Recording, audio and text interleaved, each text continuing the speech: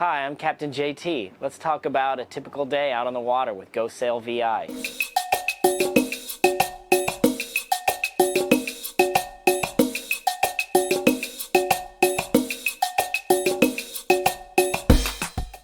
Start each day by making coffee, cooking some breakfast. We found that the best time to do classroom work is right when that caffeine is hitting, first thing in the morning. We'll spend time going over sailing terminology, parts of the boat, and some sailing theory to ensure that you ace those exams.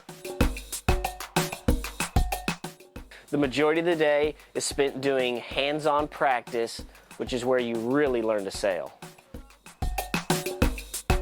Before the sun sets, we like to make sure you have time to relax, whether that's sunbathing, snorkeling, or exploring on land.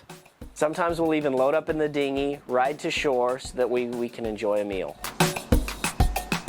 After dinner, feel free to relax on the boat, do some reading, or just go to bed, whatever it is you need to do to get ready for the next day.